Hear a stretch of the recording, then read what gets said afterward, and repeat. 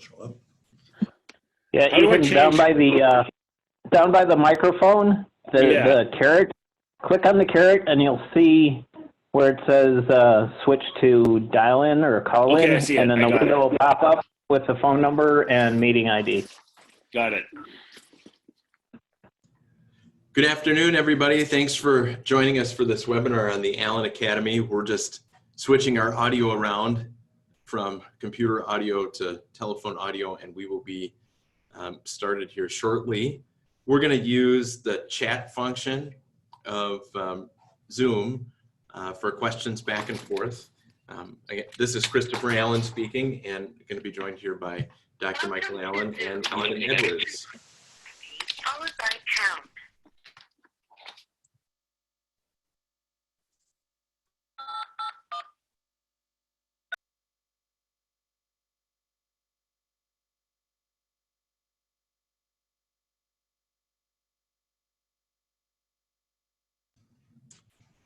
And while we're waiting for all of our speakers to get logged back in and slides shared, why don't you take a moment and test out the chat feature on Zoom, and you might mention where you're dialing in from today.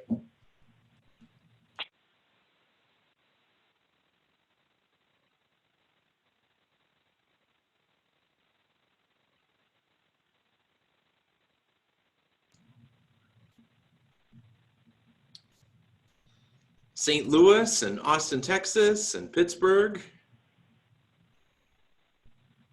Channel Islands. All right.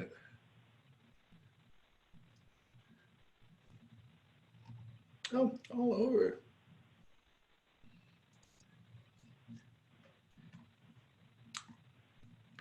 Most places warmer than here in Minneapolis, except maybe Pittsburgh.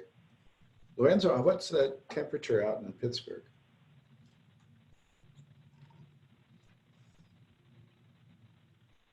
Of course, I'd like to know, 66? Well, that's like double here. And so just to inflict pain, what's the temperature in the Channel Islands? Pain on us, I mean.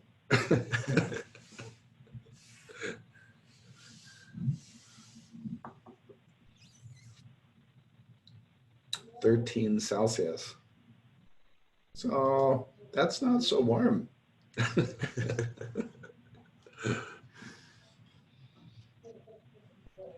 All right. But I bet it's beautiful.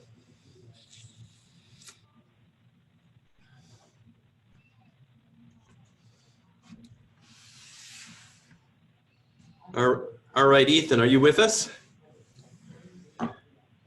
I am. Fantastic. And how do I sound? Pretty good. Okay. I think it's better than it was. It seems so. Okay, good. Well, we are ready to go. All right. You may have stopped sharing your screen inadvertently. Oh, sorry. I'll get that back here.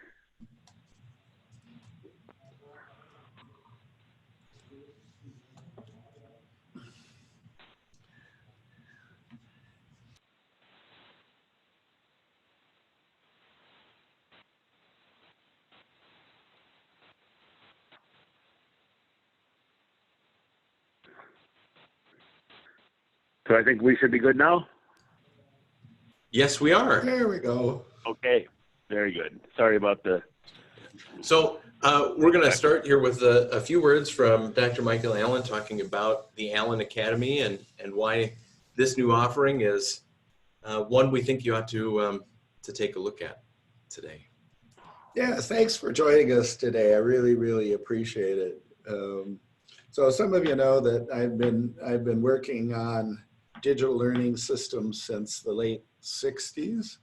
And I've seen fascinating history in the field of some absolutely just goosebump experiences with some of the early systems that helped impaired learners, as well as very high capability people achieve their full potential, go at their speed, achieve things that were so contrasting with what was happening with traditional forms of instruction and learning, that they were very, very inspiring. And I just wanted to see this proliferate globally. And so have been working on trying to uncover the keys to success and helping learners, helping corporations achieve their performance goals through superior performance of their employees and so on. And there are just spectacular results have been achieved here and there. And over this time period, we got all of our wishes. We got, you know, so it reminds you to be careful what you wish for. When I started, we had black and white alphanumeric screens. Actually, we had teletype machines that were really noisy and rattled out text and so on. And if you responded to a question, you'd press a button, a light would come on telling you that your response was being transmitted and you were waiting in a poll for a central computer to come around, look at what your answer to a question was, and then start typing out feedback.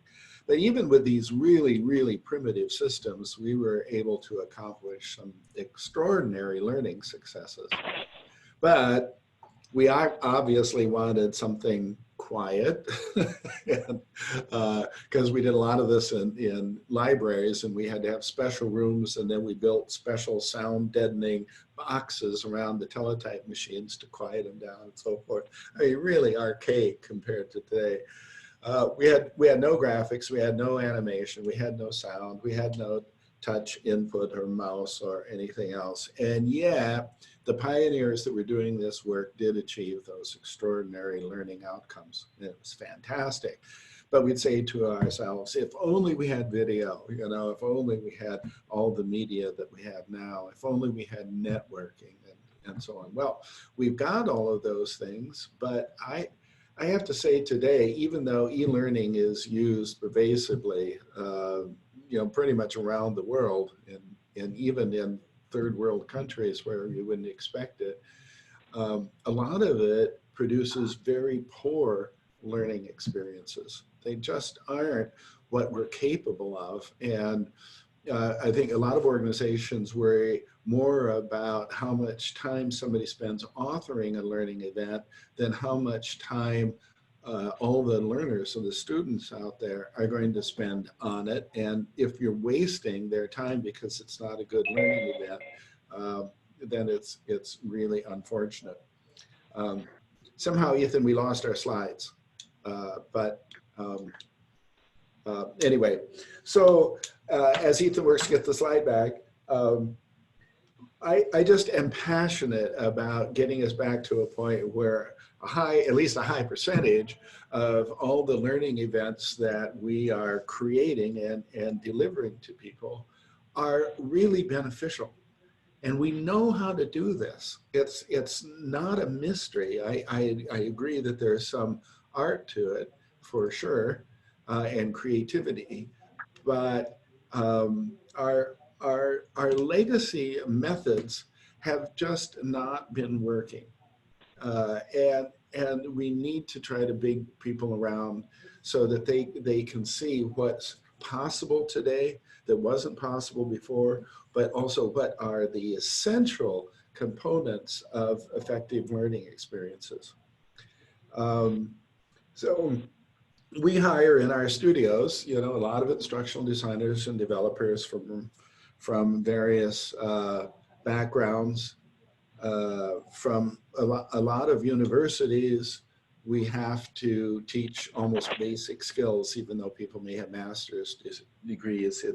It's just unfortunate. The bridging from theoretical understanding to practice is not one that's just intuitive, really, at least for not a lot of people. And we need to help them unlearn some of the things that they've learned and teach them new concepts and new skills before they come up at least to the standards of our organization and where we think everybody really should be.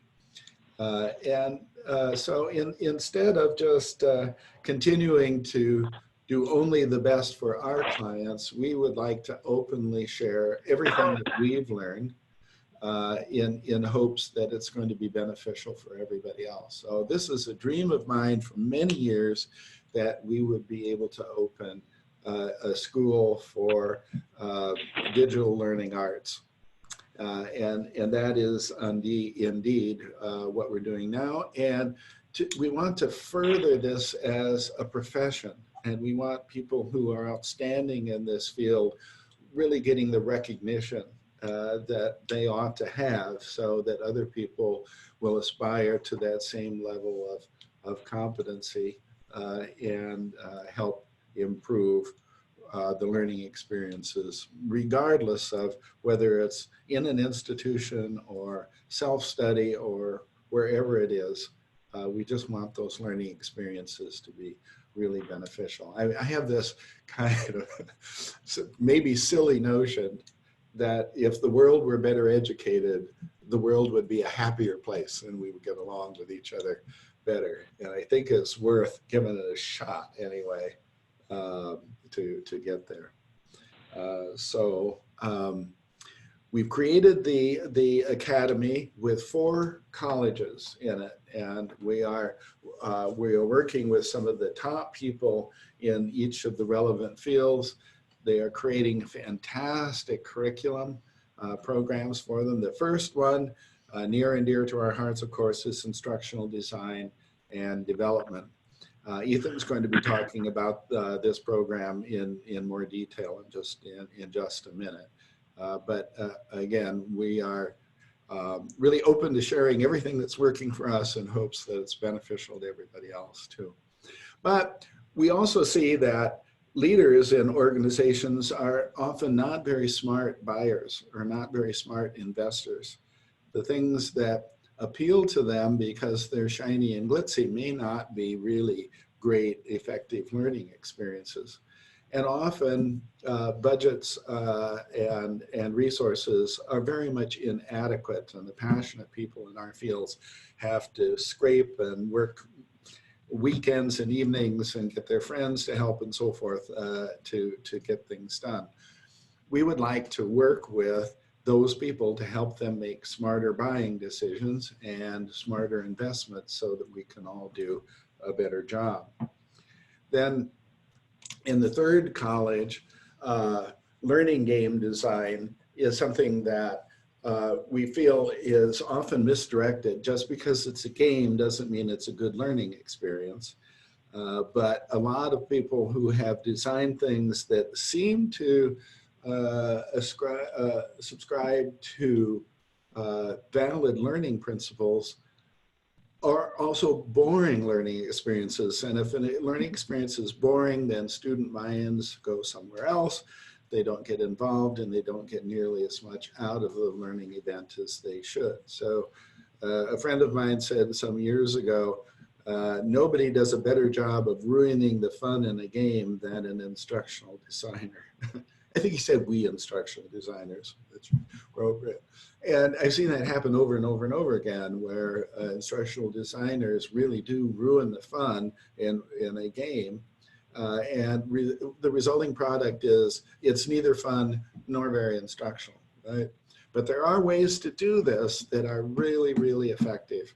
And so we'd like to separate the noise from the treasures of learning game design, and that's what we're going to do in the third college. And last but certainly not least is measuring the impact of our effects. So few organizations measure the impact, and if we can't get credit for our work by showing impact, then that cycles back around to we're not going to get the resources that we need. And so practical methods of measuring impact exist, and we would like to create a profession in that field that is going to assist all of us in doing the other aspects of creating great learning. So I think this looks like a great academy, and I want to enroll in some of these courses myself because they are just outstanding and rare learning events for us in our profession. And I hope you all will do the same. So thank you very much. That's my intro, and I'll throw it back to Ethan. Well, thank you, Michael. I can only reinforce what you've said because I believe that all so firmly too, based on my own training and experience. But I have to say that, you know, the one experience that I have all the time that I just want to not have others feel this is I meet people and they say, well, what do you do? And you say, well, I design online learning. And they very politely say, oh, doesn't that sounds really interesting. And then when you continue the conversation and say, oh, have you ever taken training online? You find out that if they get to trust you, they say, yeah, it was really terrible, or they, you know, yeah, I didn't get anything out of it. And it's such a terrible feeling to be identified with that and knowing that it can be so wonderful. And so really my practical mission is to help people not have to do that terrible e-learning, both from the student's perspective and the professionals. And so that really is, in my personal motivation for being involved here, that keeps me going every day, is saying it can be so much better, and people can do it. It isn't that hard. We just need to have the right sort of experiences. And it's that thinking and that desire that really is fueling this Allen Certified Instructional Professional program that is in that first college that Dr. Allen talked about. And we are having a new cohort of that starting in January. We've been doing it, and we're going to have a new group, and hopefully you might be interested in joining that group. The purpose of it and sort of some of the main features of it is that I've been teaching this for a long, long time, and there's several major impediments. One of them is that people don't get a chance to do the right things with the tools. You know, there's great tools, Storyline, Articulate, Storyline, and Adobe Captivate can do wonderful things, and yet many people never get out of the habit of using them sort of not very powerfully. And there's not a really good way to figure out how to create interactivity, and so that's one of our goals, is to create that knowledge, that people will now be able to use those tools in a way that actually creates learning. Also, people seem to have a not very powerful idea of interactivity, in that we sort of get stuck in standard interactions, you know, multiple choice, push buttons, true and false, which sort of are what we've come to believe e-learning is, and yet they're terribly inefficient and ineffective in creating motivation and creating learning. And so really thinking, how can we apply the theories of learning, the theories of interactivity to the actual problems, not just creating a time-wasting experience. And then finally, we recognize that people just don't have enough time to develop the right experiences to gain confidence. And so another really important part when we were designing our program is figuring out how can we have a really good supportive mentoring practice component, so that people can work on a real project, but also continue to learn and improve their skills. And so it was those features that drove this curriculum. It has 4 components. It's level 1, and we have 2 cohorts, either for Storyline and Captivate. Our January 1 will be Storyline, I believe, is what our intention is, but it sort of will be based on the interest we get. But it has 4 experiences. First is designing interactivity, which really looks at what experience the learner should have online when they're working independently that's going to create change. It is more than just answering questions, repeating rote behaviors. It's creating engaging, challenging experiences that learners get absorbed in. It's not that hard to do, but until you've seen it and done it and discussed it, it seems almost impossible. And so our first course is really about opening up the capability of what e-learning can do from an interactivity point of view. Now, the second course is really a practical one where we take the tool and figure out how can I create these ideas I have. Because what I've come to experience is a lot of people through that first experience find out, oh, I get what e-learning should be, what interactivity should be, and yet I don't have a clue as how I could use my tool to do that. And it's such an easy trap to fall in to say, well, I can't do it because my tool isn't sophisticated enough. Well, it isn't that at all. It's just we need a little bit of experience using our authoring tools in more creative ways.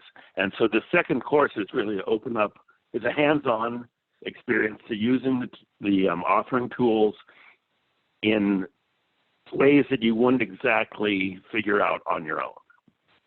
Once we have that going, then we can actually move beyond just the interactivity experience and really look at what do we know instructionally about how people learn, how information should be presented, how it should be reviewed, how you can create different sorts of approaches for problem solving versus conceptual learning versus procedures.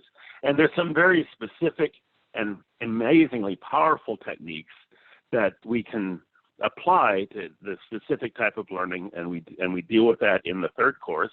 And then finally, and I think this is really one of the most powerful things about the whole program, is that we finish it with a capstone project and coaching opportunity. That throughout the first three courses, learners are encouraged to start identifying a project that they are really facing in their job, and then start applying the rules and inspiration of interactivity, how to make sure it's instructionally sound, and how we can put it into practice by actually using the tools at your disposal. And so that's a individualized project that has mentoring and special time with our instructors to help work your way through a design project. And we really have found that these components are hard to come up with in an unstructured environment. And without that, people tend to gravitate toward sort of the lowest common denominator, which are page turners with sort of senseless questions. And this really is designed and has resulted in much more creative and empowered designers. So that's the overall, getting a little bit more details. The Design 101 course is a foundation for all the Academy programs. And we learn about, if you've been familiar with Dr. Allen's writing about CCAF interactivity, about motivation, and so forth. And we talk about a little bit of the iterative design process of SAM. But it really is to open up learners' eyes to the great power of instructional interactivity. And so these are some of the elements that will be covered there, creating meaningful content, manipulating risk, avoiding the tedious question forms, and so forth. Following that, the registration is now open. I want to make sure, and Chris will give some more information about how to do that at the end of the session. But our first sessions will begin on Tuesday, January 14th in the new year. Then that is a 6-session experience, and it extends over several weeks. And then after that, we will follow that with building instructional interactions, and that's to fill that gap between understanding design and being able to build things yourself. And what we do there, it's a technique we've had great success with, is what we call brain teasers, that we work together in illustrating some new techniques or some unexpected ways to use the tools. And then we challenge the learners with a little project. It's one interaction that's finished, and we provide all the resources, all the graphics and stuff necessary. And the challenge is to work between sessions to figure out how to build that thing on your own. And then at the next session, we have a debrief where we talk about how people came about it. But we found that this problem-solving approach is so important in developing confidence. Too often, software training is just follow me, follow me, follow me, do this, move your cursor here. And you do that successfully, but you end up not being able to do anything independently. And so we're really proud of using that brain teaser technology and methodology that has worked so well. And so we go through a really nice tier of skills to get you able to do things like this. You probably have seen this example if you've seen me speak before, because it's such a great example of interactivity. And it isn't that hard to build, but it is sort of impossible to build if you don't have some of these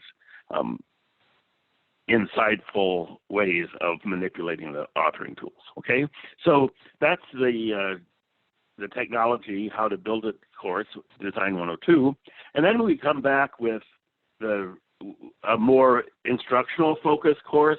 Once we're familiar and comfortable with interactivity, then we can apply. So how do we know about how the brain works? How can we get the content from SMEs and translate that into instructional formats? How do we write particularly effectively for interactivity? And then just really important techniques to make sure that what we do in e-learning is going to stick. How do we transfer those skills to the work environment? And those are the topics that we cover in that third course. And then finally, as I said, there's a capstone where you're going to work on real projects. Students get expert coaching from the academy instructors, and then it's something that you could have immediate impact from in your organization when the course is over. What are we going to be looking for?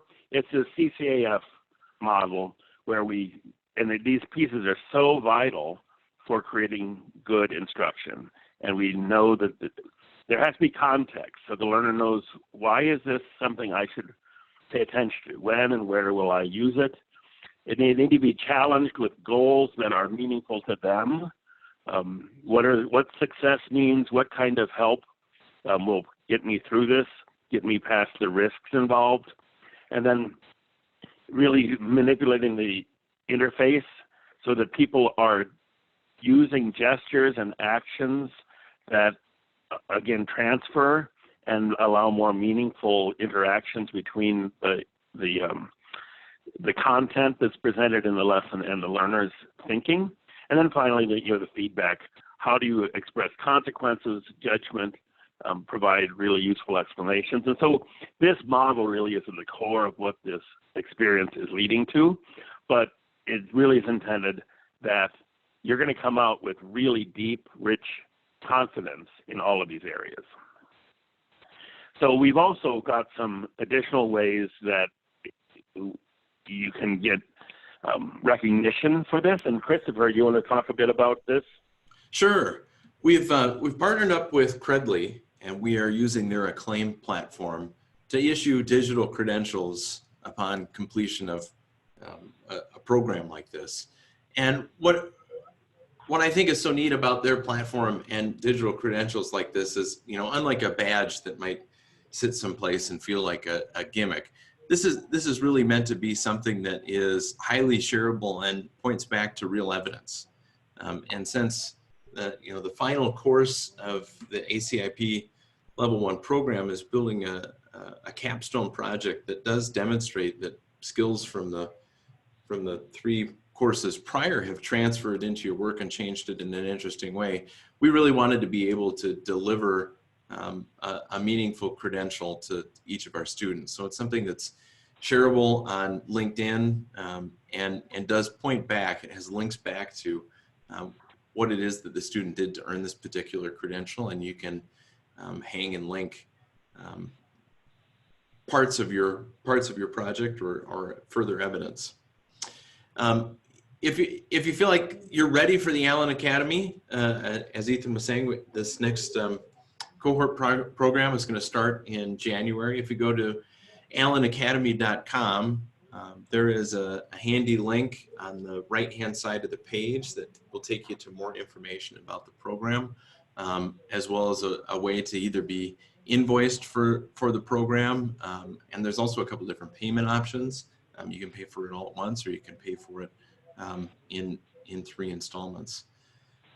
And following today's webinar, I will shoot out a set of white papers to all of the attendees that cover, well, at least as an introduction to many of the concepts that Ethan was talking about in our first course, including background information on CCAF and SAM and the 7 magic keys.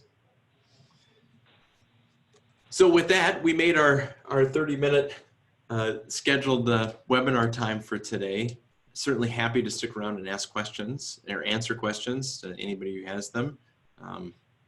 If you'd like to send any notes through the chat window, I will share them with Ethan and we can answer them live, or you can connect with us afterwards. Thank you very much, David. We are excited to offer this first program. Yes, thanks very much. I sure would be very willing to talk about any more details. If you have questions, you can contact us and we can continue to dialogue about how this could really have a important role in the development of your team.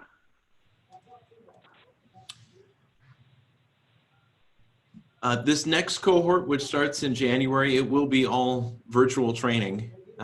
We've mixed and matched with the first cohort that we offered, including at least one course face-to-face. Expect future opportunities in 2020 to be a mix of virtual and face-to-face. But starting in January, that next cohort is all virtual. The Academy will also be offering some a la carte courses. We're working with a slew of industry experts to create additional content that builds on top of this particular program. And we are looking at ways to manage students so that they can go through this program one course at a time as it fits their schedule. Rob is asking how long we're expecting it to take. The cohort program takes about 3 months to get through, and it's a combination of 6 2-hour virtual meetings per course, with some additional homework time required.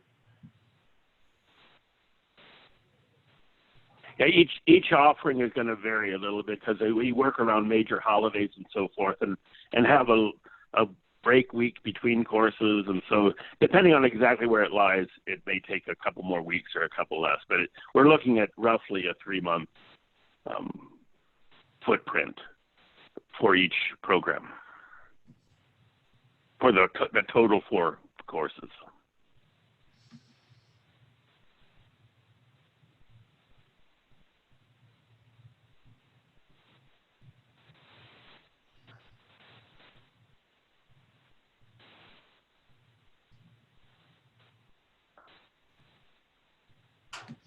Rob, are you asking whether or not we'll cover how to do video interactions?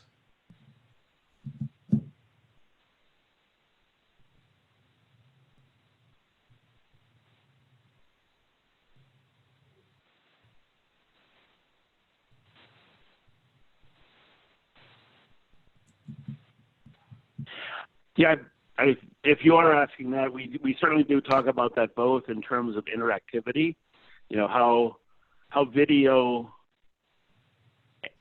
adds to and sometimes detracts from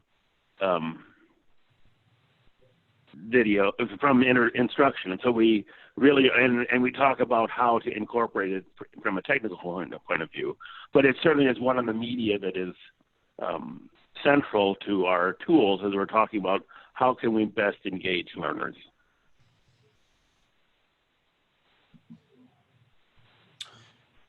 David, we haven't set a hard deadline for signing up for the January 14th cohort. I believe there is money back guarantee language that talks around, having been signed up at least 7 days before a cohort starts, and the ability to either back out or exchange for a different cohort. I certainly can direct you to that language after this webinar.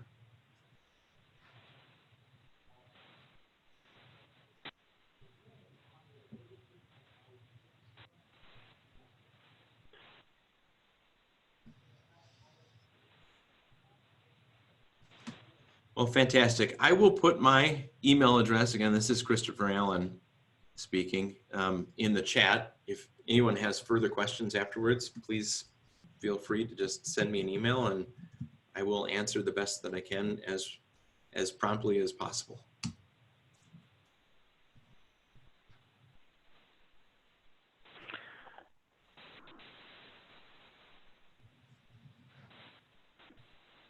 Well, thank you for taking the time to spend with us. We would love to have more contact with you, and if any of this sparks your interest, sure let us know and see where that can go.